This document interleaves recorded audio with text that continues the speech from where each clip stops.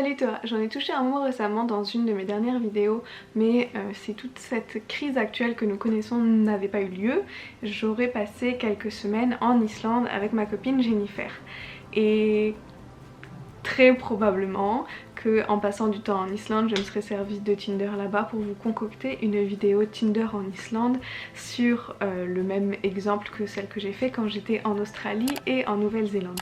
Ce sont des vidéos que je trouve généralement très drôles à filmer, même si elles requièrent de passer beaucoup plus de temps sur Tinder que ce que j'aimerais bien faire.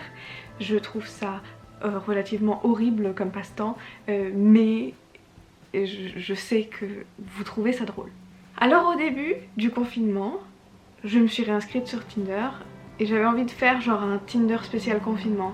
Je me suis dit que ça pourrait être drôle de parler avec des gens proches de moi et voir un peu peut-être qu'est-ce qu'on se raconte quand au final on sait très bien qu'on va pas pouvoir se voir puisque tout le monde est confiné. Voilà, cette idée a duré à peu près 2 minutes puisque dans les premiers swipes que j'ai fait, j'ai vu des gens avec qui j'étais au collège. Je me suis tout de suite dit que non. Et ensuite le premier message que j'ai reçu, c'était un message, il n'y avait rien avant. Le premier message de la conversation c'était des copines. Et moi je ne peux pas, je suis vieux jeu, je n'aime pas ça, c'est pas possible.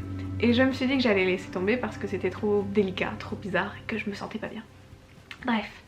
Pendant le confinement, Tinder a offert à tous les gens sur Tinder l'option passeport. Ça veut dire que tu peux swiper dans un rayon, enfin tu peux te placer géographiquement ailleurs que là où tu es. Et là je me suis dit ok, si je suis pas obligée de swiper dans ma zone géographique, j'irai donc swiper en Islande et je ferai comme si j'étais en Islande pour te faire un espèce de rapport sociologique de Tinder en Islande. Ok. Comme en Australie et comme en Nouvelle-Zélande, je vais commencer avec les préjugés que j'avais avant de commencer. Alors je pensais tellement trouver des surfeurs en Australie et j'ai trouvé que des mecs qui avaient des mulets. Et après en Nouvelle-Zélande je savais pas à quoi m'attendre, mais je me suis retrouvée avec que des mecs qui portaient des moutons sur leurs épaules. Enfin bon, on sait que souvent on est un peu loin de la réalité. Donc mes préjugés sur les Islandais, mes idées reçues sur les Islandais, c'est évidemment que tous les Islandais sont des vikings, hein. Je pense que je ne suis pas la seule. Ça veut dire méga barbe, ça veut dire cheveux longs, ça veut dire tête de viking et évidemment prénom imprononçable. Je pense que ça fait partie du charme de l'Islande, ces lettres qu'on connaît pas et qu'on ne sait pas comment prononcer. Ok, donc ça, c'était mon idée de base. Ensuite, j'ai commencé à swiper. Il faut savoir que j'ai swipé oui chez tout le monde, juste pour pouvoir avoir des discussions, juste pour pouvoir avoir ces espèces de premiers messages que j'adore vous partager. Je me suis rendu compte que j'avais juste, en ce qui concerne la question des prénoms imprononçables, je vais pas t'expliquer, je vais te les faire défiler, ce sera peut-être plus facile. Même les prénoms classiques s'écrivent avec des accents différents et du coup tu te rends compte que c'est un prénom islandais et je trouve ça trop cool. Je ne te ferai pas l'affront d'essayer de prononcer ces prénoms, j'ai aucune idée. Je crois que l'espèce de D avec la barre c'est l'équivalent d'un TH en anglais.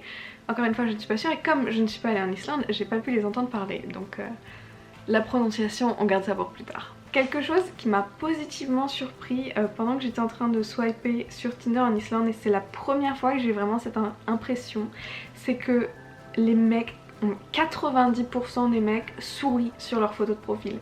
Mais pas genre des petits sourires dedans, ils sont toutes dents dehors, ils sont méga souriants. Je trouve ça super agréable, je trouve ça vraiment cool d'avoir autant de gens qui sourient. Je sais pas si les Islandais sont plus heureux que d'autres gens en Europe, en Océanie, ailleurs dans le monde, je ne sais pas.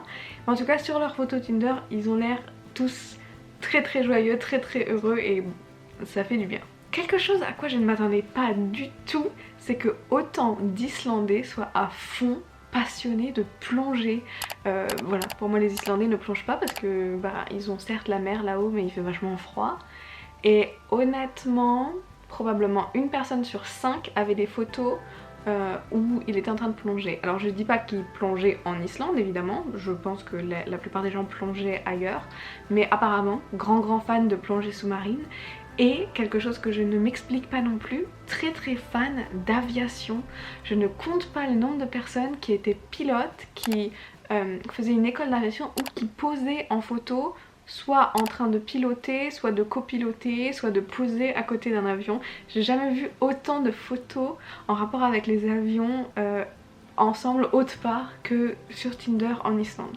Alors il faut savoir qu'au début je me suis mis sur Reykjavik, après je me suis mis sur Vik et sur une autre ville qui était au nord parce que j'avais pas envie de me concentrer que sur les gens qui habitent dans la capitale parce qu'on le sait, un Parisien ne représentera pas forcément toute la France. Il représentera Paris très bien mais voilà. Et pour finir, les autres petites choses que j'ai remarquées en swipant énormément, c'est que ils sont tous tout le temps en costard.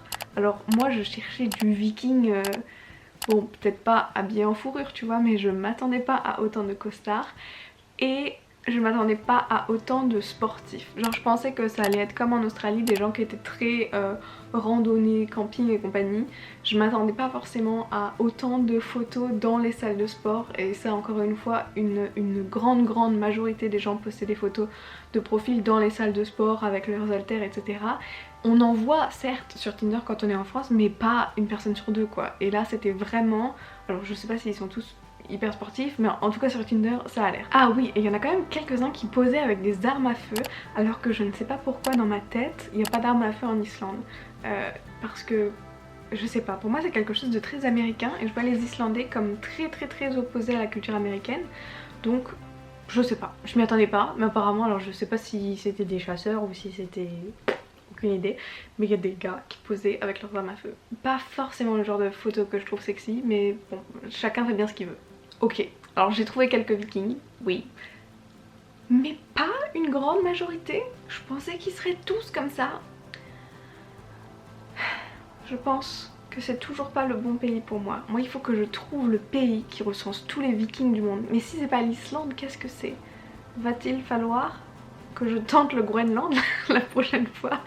Est-ce qu'ils ont Tinder au Groenland? Passons maintenant à la partie que tu attendais, la partie messages. Alors il n'y en a pas énormément.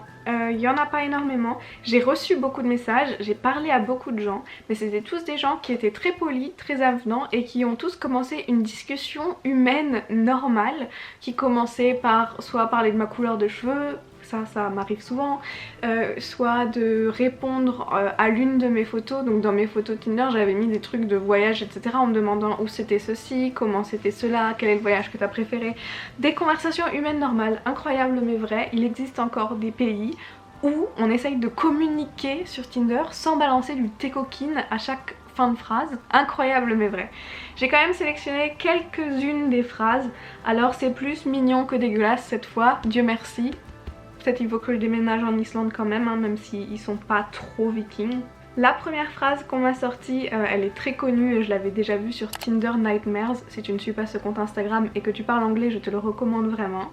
C'est You know what I realized, you can spell quarantine without U-R-A-Q-T. Tu sais ce que j'ai réalisé, on peut pas écrire quarantaine sans U-R-A-Q-T, sauf que U-R-A-Q-T en anglais, you're a cutie, ça veut dire t'es mignonne. Voilà. Donc on peut pas écrire quarantaine sans dire que je suis mignonne. Est-ce que... Qu'est-ce que tu veux répondre à ça? J'en sais rien mais bon, c'était sympa. Ensuite j'ai reçu un message qui m'a dit Do you want to be with me in quarantine? I have plenty of toilet paper and beer. Il a les deux essentiels, le papier toilette et la bière. Il m'invite chez lui, est-ce que j'irai? Non. Est-ce que c'est plus sympa qu'une phrase d'accroche dégueulasse? Tout à fait. Ensuite, la version plus longue du premier message. Donc, did you know blablabla. Did you know that you can spell virus without the letters U and I. Donc on peut pas écrire virus sans U et I, donc sans toi et moi. Et if COVID doesn't take you out, can I. J'adore me retrouver à expliquer des jeux de mots ici. Mais donc to take out, ça veut dire exterminer ou... emmener en rendez-vous. Donc en gros c'est marrant parce que c'est le même mot mais ça donnerait si le Covid ne te tue pas, est-ce que je peux t'emmener, est-ce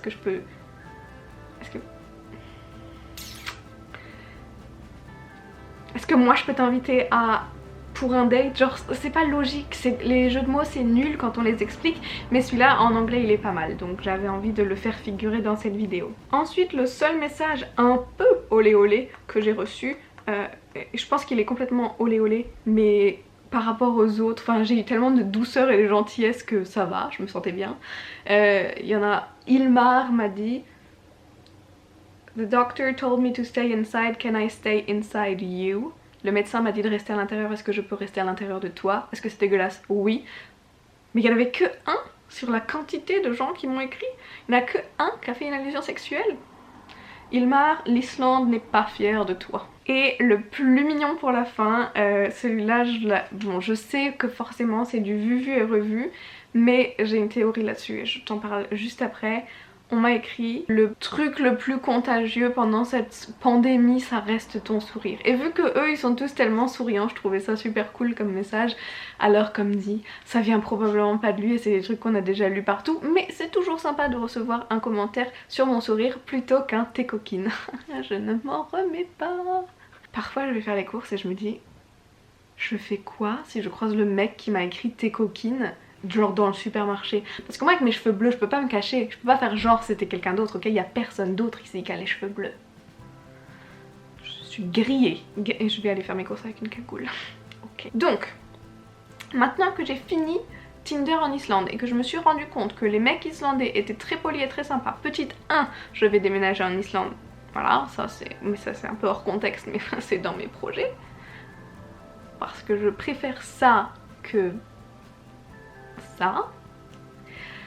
Et ensuite je me suis demandé quel était le pays qui aurait les pires phrases d'accroche. Et je vais pas spécialement aller voyager dans ce pays juste pour pouvoir utiliser Tinder, mais je veux bien avoir ton idée. Et j'ai l'impression que, en fait, pour que ça fonctionne, il faut soit que ce soit un pays où on parle français, soit un pays où on parle anglais, tout simplement parce que les autres vannes je les comprends pas. Et si tu parles avec des Italiens, mais du coup tu parles en anglais et ils doivent te faire des vannes en anglais, ou des phrases pourries avec des sous-entendus comme les autres là, c'est pas facile quand c'est pas ta langue maternelle. Alors est-ce que les Islandais sont juste sympas parce que c'était pas leur langue maternelle? Je ne pense pas, parce qu'ils ont quand même globalement un très bon niveau d'anglais. Je pense que ce sont juste des gens polis. Je pense donc juste que les Islandais sont parfaits et qu'il va falloir que je reprogramme mon voyage. Pour une vidéo courte, j'ai quand même énormément parlé de trucs qui n'avaient rien à voir avec cette vidéo, donc je vais m'arrêter là. J'espère que ça t'a fait sourire. Si tu as été sur Tinder en France pendant la période de confinement et que tu as reçu des messages pourris mais drôles, je veux une compilation des messages pourris drôles sur Tinder. D'ailleurs, spécial confinement ou pas, raconte-moi tes pires trucs de Tinder dans les commentaires. J'adore lire ce genre de commentaires, ça me fascine les boulets de Tinder, les bolos de l'internet, j'adore ça. Donc go dans les commentaires me raconter ce que tu as à me raconter. Nous, on se retrouvera très probablement dans une autre vidéo ou quelque part sur internet, j'ai absolument aucun doute là-dessus. J'ai oublié la fin de la phrase, alors je te fais de gros bisous, je te dis à bientôt. Comment on finit les gars? Ok, salut, bye.